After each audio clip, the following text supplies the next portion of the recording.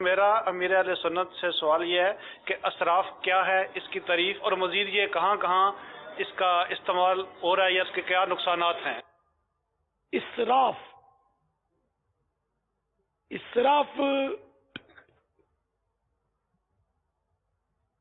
میں صورتیں ہیں، بعض اسراف حرام ہوتے ہیں، بعض اسراف مکروہ تنزیہ ہوتے ہیں، ناپسندیدہ ہوتے ہیں۔ اسراف سے بچنا چاہیے۔ گناہ برے اسراف کی تو سختی سے ممانعت ہے، یہ گناہ حرام ہے۔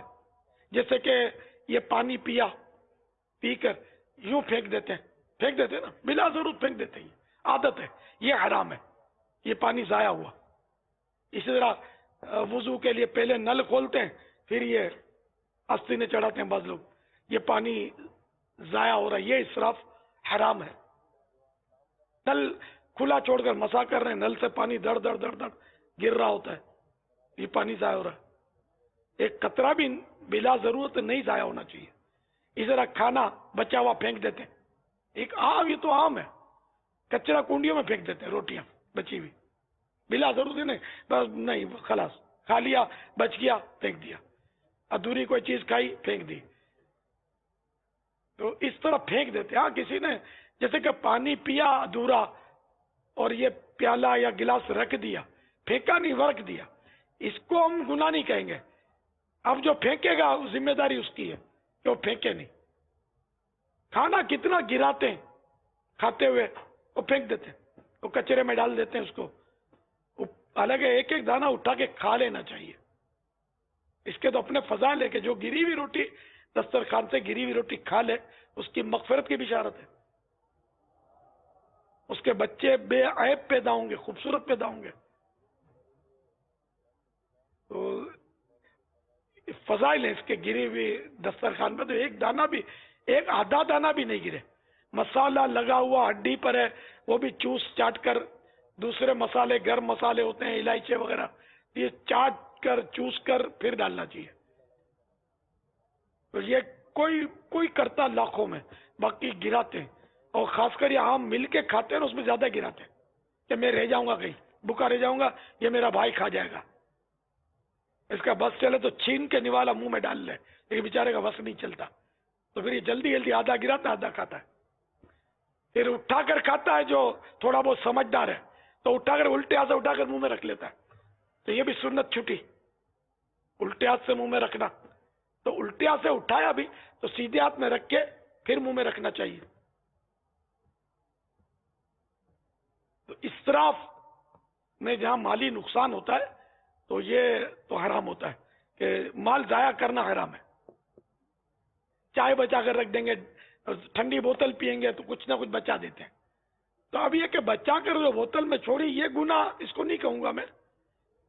پھینکنا یعنی اس کو ضائع کرنا، اس طرح کی ترکیب کی کہ اب اس کو ضائع کر دیا، پھینک دیا، یہ تو بقرعید میں گوشت جتنا ضائع کرتے ہیں نا، تو بس سارے سال میں نہیں کرتے، اتنا ضائع کرتے ہیں۔ کھانے والے شادیوں میں بہت ضائع کرتے ہیں، یہ ایک ہڈی بوٹی والی اٹھائی، تھوڑی بوٹی نوچی، پھینک دی، تھوڑا یہ نوچا، پھینک دیا، آدھا کھایا، آدھا گرایا، پھینکا، چھوڑا، چلے گئے۔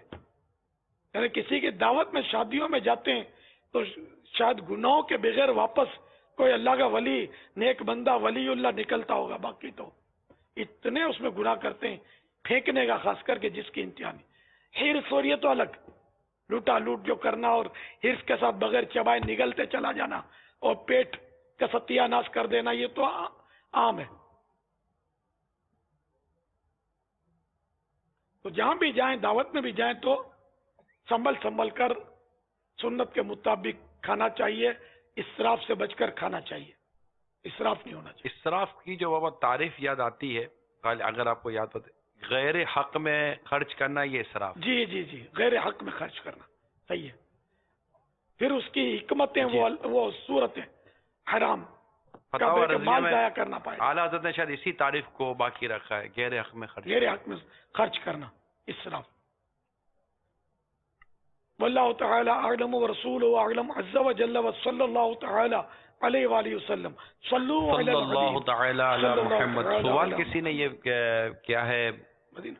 ایس ایم ایس کے ذریعے کہ ایک بزرگ ہیں ابن ابی دنیا. سوال یہ آیا کہ بزرگ تو تارک الدنیا ہوتے ہیں، تو ان کا نام ابن ابی دنیا کیوں ہے؟ ان کا نام ابن ابی دنیا نا، کہ والد کا نام ابی دنیا تھا. تو یہ یہ بہت پرانے بزرگ ہیں، کیا دوسری تیسری صدی ہجری کے بزرگ. اچھا، ان کی تقریباً جو بات روایتیں کہتے ہیں یہ تقریباً تاریخ الدنیا والی ہیں، یہ زہد والی ان کی روایتیں، قبر و آخرت، زہد، تقوی، اسی پر ان کا ایک مزاج مبارک غالباً غالب رہا ان پر.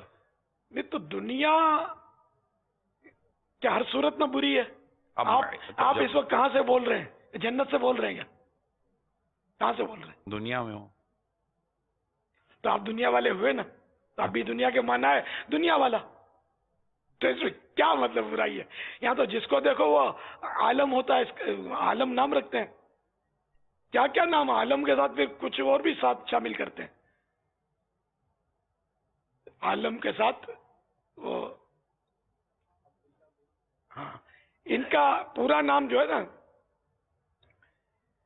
امام عبداللہ بن محمد ابو بکر بن ابی دنیا، یعنی ان کا نام عبداللہ، ان کے والد کا نام محمد، ان کے دادا کا نام ابو بکر اور پردادا کا نام ابی دنیا.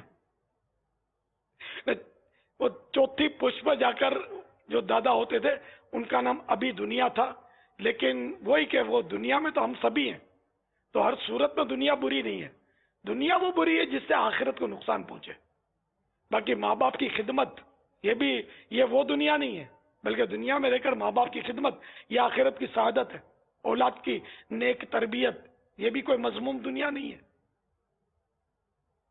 واللہ تعالی اعلم ورسولہ اعلم عز وجل وصلی اللہ تعالی علیہ وآلہ وسلم. صلو علی الحبیب صلی اللہ صلی اللہ تعالی تعالی علیہ. باطنی بیماریوں کی معلومات جو کتاب مقتۃ المدینہ کی، اس میں دنیا کی محبت، دنیا کی تعریف اور کون سی دنیا اچھی ہے بری ہے، ان تمام کی وضاحت اس کتاب میں الحمدللہ کر دی گئی ہے. تو اس کو وہاں سے دیکھ لیں، مقتۃ المدینہ سے. یہ کتاب تو ہر اسلامی بھائی کے پاس ہونی چاہیے، باطنی بیماریوں کی معلومات. اور نیکی کی دعوت میں بھی دنیا کے تعلق سے تعریف وغیرہ سب ہے. صلو علی الحبیب صلی اللہ تعالی صلی علی اللہ محمد. تعالی. سوال یہ آیا ہے کہ ماں اپنے بیٹے کو مدنی ماحول یعنی نیکی اور نماز اور نیکی کے کاموں کے لیے میں کیسے لائے؟ خود نیک بنے، نرمی کرے، بات بات پہ چیخنا ترک کرے، پیار اس طرح سے جیسے پیار کرنے کا حق ہے. مار دھاڑ سے اور جھاڑ جھپٹ سے مدنی ماحول میں آئے گا نہیں. ماں کا دل جلے گا، بیٹا نماز نہیں پڑھے گا یا ایسی بدعنوانیاں کرے گا، لیکن ہر صورت میں اگر وہ جھاڑتی رہے گی نا تو بیٹے کا روب تو ختم ہو چکا ہوگا. اب کیسے آئے گا وہ مدنی ماحول میں؟ مدنی ماحول کی برکتیں اس کو دے، اس کو بہلاوے دے کہ جا بیٹا اجتماع میں جا. اگر تو واقعی سنتوں بھرے اجتماع میں جائے گا تو جمعرات کو سنتوں بھرے اجتماع میں جا تو جمعے کو تیری پسندیدہ ڈش پکا کے کھلاؤں گی. ایسی کوئی حکمت عملی کرے، ابو بھی اس طرح کی حکمت عملی کریں تو ہو سکتا ہے کہ بیٹے کا وہ رجحان ہو جائے اور ترکیب میں آ جائے. مدنی قافلے پر کوئی انعام کی آفر کرے اس کو. اور مدنی قافلے میں ایسا کہ معلومات بھی کر لے کہ یہ سفر کیا کہ نہیں کیا انہوں نے. نہیں 3 دن آوارہ گردی کے چلا گیا اور مدنی قافلے میں سفر میں نے کیا کہہ دے. تو ایسے اسلامی بھائیوں سے معلومات رکھے کہ یہ واقعی مدنی قافلے میں بھی ہے یا مزید بگاڑ پہ نکل گیا ہے. جیسے یہاں مدنی تربیت گاہ پہ آ کر ترکیب بنا لے اور ان کو بول بھی دے کہ اس کا خیال رکھیں وغیرہ، تو اس طرح بھی ترکیب ممکن ہے. تو انشاءاللہ اس طرح ترکیب کریں گے تو مدنی ماحول میں انشاءاللہ ہو سکتا ہے کہ بیٹا جو ہے وہ آ ہی جائے. اللہ اللہ صلو علی الحبیب صلی اللہ صلی اللہ تعالی علی تعالی محمد. مسجد کو 10 منٹ پہلے کھولنا اور بند کر دینا، اس کے بارے میں کچھ ارشاد فرمائیے. اول تو مسجد کو بند کرنا منع ہے، لیکن یہ کہ اگر حفاظت کے لیے کہ چوری ہو جائے گی یا کتے بلے گھس کر گندگیاں کریں گے، کوئی اس کی ضرورت ہے تو نمازوں کے علاوہ بند رکھ سکتے ہیں. 10 منٹ کی کوئی قید نہیں ہے اس میں، حسب ضرورت بند رکھے، حسب ضرورت کھول دیں، یہ ہو سکتا ہے. واللہ تعالی اعلم ورسولہ اعلم عز وجل وصلی اللہ تعالی علیہ وآلہ وسلم. صلو علی الحبیب صلی اللہ تعالی علی محمد. ہمارے والا سے ڈاکٹر آپ سے بات کروں. سوال یہ پوچھنا تھا کہ فجر کی جماعت کھڑی ہے تو سنتے پڑھ سکتے ہیں یا نہیں؟ ہاں سنتیں پڑھنی ہوں گی، مگر ایسی جگہ پڑھیں پیچھے ہٹ کر کہ جہاں صف نہ بنے، ورنہ صف قطع ہو جائے گی، صف کٹے گی. بعض لوگ صف کے بیچ میں گھس کے شروع کر دیتے، یہ غلط کرتے ہیں. ہٹ کر پیچھے کونے کھانچے میں کہیں، اسی صف کے کونے میں بھی نہیں، پیچھے کہ کسی صف میں کھڑے ہو کر جہاں صف نہیں بنی اور نماز کے دوران بنے گی بھی نہیں. اتنے نمازی جلدی جلدی نہیں آ جائیں گے، یہ اندازہ کر کے وہ پڑھے. واللہ تعالی اعلم ورسولہ اعلم عز وجل وصلی اللہ تعالی علیہ وآلہ وسلم. صلو علی صلی الحبیب. اللہ تعالی علی محمد. اگر یہ گمان ہو کہ سنتیں پڑھے گا اور جماعت چلی جائے گی تو پھر جماعت میں شریک ہو جائے. اب سنتیں تو اب نہیں پڑھ سکتا. طلوع آفتاب کے بعد جب اشراق کا ٹائم ہوتا نا تو 20 منٹ کے بعد جیسے، تو وہ اس میں نصف النہار سورج ایک دم سر پہ آتا ہے، اس یعنی نصف النہار شرعی کے درمیان، اشراق کا وقت شروع ہونے سے لے کر نصف النہار شرعی کے درمیان اگر پڑھتا ہے تو مستحب ہے، ثواب ملے گا، پڑھ لے. مگر اب وہ سنت نہ رہی، وہ سنت جو نکل گئی وہ نکل گئی. واللہ تعالی اعلم ورسولہ اعلم عز وجل وصلی اللہ تعالی علیہ وآلہ وسلم. صلو علی الحبیب صلی اللہ تعالی علی محمد. آپ کے بارے میں ایک سوال ہے، حضرت نوح علیہ السلام کی کشتی کس مقام پہ رکی تھی؟ اس کا جواب ارشاد فرما دیں. یہ میروی کابینہ والے دیں گے اس کا جواب. بھئی یہ تو آسان ہے یار. عوام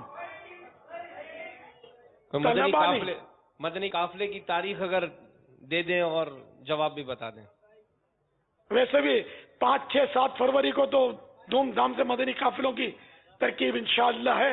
باپا یہ بھی جائیں گے سارے مہروی ان کابینہ؟ کو تو جانا چاہیے، ان کو تو پہلے جانا چاہیے، 5, 6, 7 کیونکہ میں نے ان کو تو کافی زور دیا کہ ان کو تو جانا ہی چاہیے.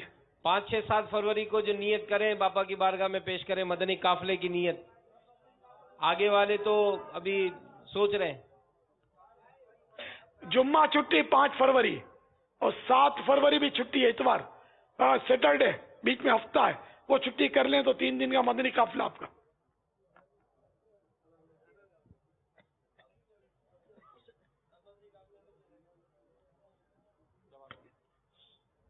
السلام علیکم ورحمۃ اللہ وبرکاتہ. وعلیکم السلام ورحمۃ اللہ وبرکاتہ. محمد مجتبیٰ سعید یہ بتا دیں گے بھائی، طالب علم ہے یونیورسٹی کے؟ جی یونیورسٹی کوہ جودی پر. جواب درست ہے. چلو بھائی، میروی کابینات والے بالکل ایسا نہیں کہ نہیں جانتے. ان کو انشاءاللہ مکتبۃ المدینہ کی شائع کردہ کتاب منہاج العابدین پیش کی جائے گی انشاءاللہ. انشاءاللہ. کیا بات ہے مدینے کی. کب تک پڑھ لیں گے یہ بھی اگر بتانا چاہیں تو اجازت ہے. 63 دن میں یہ کتاب پڑھ لیں گے انشاءاللہ عز و جل. 63 دن تو بہت ہیں، کتاب چھٹی ہے، ٹھیک ہے چلو. اچھا، وہ فجر کی سنتیں پڑھنے کے تعلق سے بہار شریعت جلد اول صفحہ نمبر 665 مسئلہ نمبر 13، یہ غور سے سنیے. جماعت قائم ہونے کے بعد کسی نفل کا شروع کرنا جائز نہیں سوا سنت فجر کے، کہ اگر یہ جانے یعنی یہ نہیں پڑھی سنت اور یہ سمجھتا ہے، جانتا ہے کہ سنت پڑھنے کے بعد جماعت مل جائے گی، اگرچہ قادے ہی میں شامل ہوگا، تو سنت پڑھ لے، مگر صف کے برابر پڑھنا جائز نہیں، بلکہ اپنے گھر پڑھے یا بیرون مسجد، یعنی مسجد کے باہر کوئی جگہ قابل نماز ہو تو وہاں پڑھے، اور یہ ممکن نہ ہو تو اگر اندر کے حصے میں جماعت ہوتی ہو تو باہر کے حصے میں پڑھے، باہر کے حصے میں ہو نہ جماعت باہر کے حصے میں ہو تو اندر، اور اگر اس مسجد میں اندر باہر 2 درجے نہ ہو تو ستون یا پیڑ کی آڑ میں پڑھے کہ اس میں اور صف میں حائل ہو جائے، اور صف کے پیچھے پڑھنا بھی ممنوع ہے، اگرچہ صف میں پڑھنا زیادہ برا ہے۔ آج کل اکثر عوام اس کا بالکل خیال نہیں کرتے اور اسی صف میں گھس کر شروع کر دیتے ہیں، یہ ناجائز ہے۔ اور اگر ہنوز یعنی ابھی تک جماعت شروع نہ ہوئی تو جہاں چاہے سنتیں شروع کرے، خواہ کوئی سنت ہو، مگر جانتا ہو کہ جماعت جلد قائم ہونے والی ہے اور یہ اس وقت تک سنتوں سے فارغ نہ ہوگا تو ایسی جگہ نہ پڑے کہ اس کے سبب صف قطع ہو، ٹوٹے، صف کٹے۔ واللہ تعالی اعلم ورسولہ اعلم عز وجل، وصلی اللہ تعالی علیہ وآلہ وسلم، صلو علی الحبیب صلی اللہ تعالی علی محمد۔ الحمدللہ رب العالمین، والصلاة والسلام علی سید المرسلین۔ یا ارحم الراحمین، یا ارحم الراحمین، یا ارحم الراحمین، یا ربنا یا ربنا یا ربنا یا ربنا یا ربنا، یا اللہ یا رحمان یا رحیم، جزا اللہ عنا سیدنا و مولانا محمدا صلی اللہ تعالی علیہ وآلہ وسلم ما ہوا اہلہ۔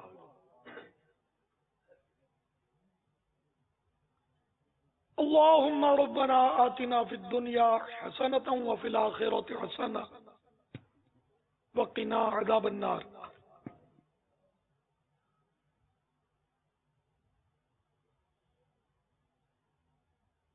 یا رب المصطفیٰ جل جلالہ صلی اللہ تعالی علیہ وآلہ وسلم۔ آج کے مدنی مذاکرے اور اب تک کی میرے پاس موجود نیکیاں اور جنہوں نے مجھے نیکیوں کا ایصال ثواب کیا، ان سب پر اپنے کرم کے شان شان اجر عطا کر کے یہ سارا ثواب اپنی رحمت سے اپنے رحمت والے محبوب صلی اللہ تعالی علیہ وآلہ وسلم کو عنایت فرما، بوسیلہ رحمت للعالمین صلی اللہ تعالی علیہ وآلہ وسلم، جملہ انبیاء و مرسلین، خلفاء راشدین، امہات المؤمنین، تمام صحابہ و تابعین و تابعی تابعین، ائمہ مجتہدین، علماء کاملین، مشائخ عاملین، مفسرین، محدثین، بزرگان دین، کل مؤمنات و مؤمنین، مسلمات و مسلمین، خصوصاً والدین مصطفیٰ، حسنین کریمین، شہیدان و اسیران کربلا، جمیع اہل بیت اطہار، امام اعظم غوث اعظم غریب نواز اعلی حضرت امام غزالی اعلی حضرت صدر شریعت قطب مدینہ صدر الفاضل مفتی احمد یار خان، مفتی دعوت اسلامی، حاجی مشتاق حاجی زمزم رضا، تمام مبلغات و مبلغین مرحومین، خصوصاً میروی کابینات کے جو عاشقان غوث اعظم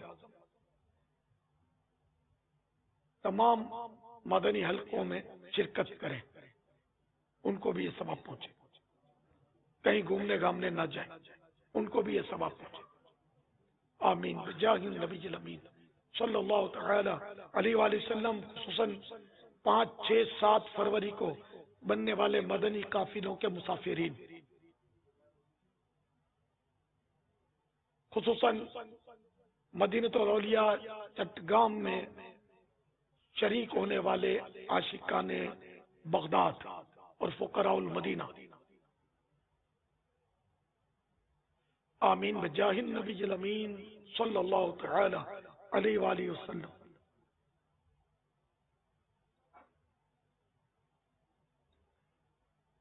یا رب المصطفیٰ جل جلالہ صلی اللہ تعالی علیہ وآلہ وسلم ہمارے گناہوں کو معاف فرما. رب کریم ہماری بے حساب مغفرت فرما. یا اللہ تیرے محبوب کے غلام میروی کابینات والے بیچارے دور دراز سے سفر کر کے تیری محبت میں، تیرے محبوب کی محبت میں، تیرے دین کی محبت میں جو یہاں تشریف لے آئے ہیں، الہ العالمین ان سب کو گناہوں سے پاک کر دے. یا اللہ ان کے اور ہم سب کے گناہوں کو نیکیوں سے بدل دے.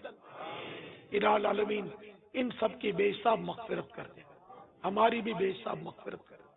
پروردگار عالم پیارے محبوب کی امت کی مغفرت فرما. یا اللہ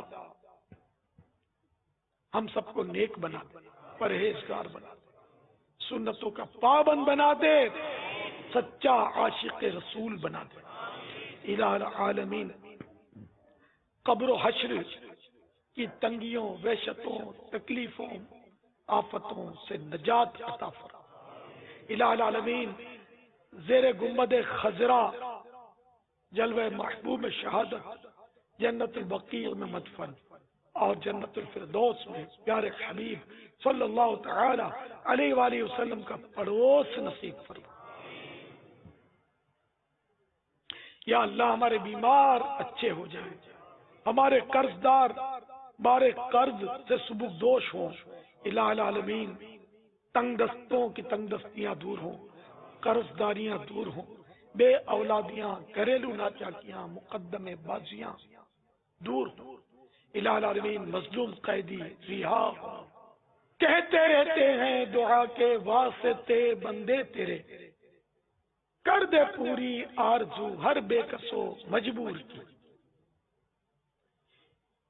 ان اللہ وملائکتہ یصلون علی النبی یا ایھا الذین آمنوا صلوا علیہ وسلموا تسلیما. صلی اللہ علی النبی وآلہ صلی اللہ علیہ وسلم صلاۃ و سلاما علیکہ یا سیدی یا سیدی یا سیدی یا مکی یا مدنی یا عربی یا قرش یا ہاشمی یا مطلبی یا رسول اللہ. سبحان ربک رب العزت عما یصفون وسلام علی المرسلین والحمد للہ رب العالمین. لا الہ الا اللہ محمد رسول اللہ صلی اللہ تعالی علیہ وآلہ وسلم.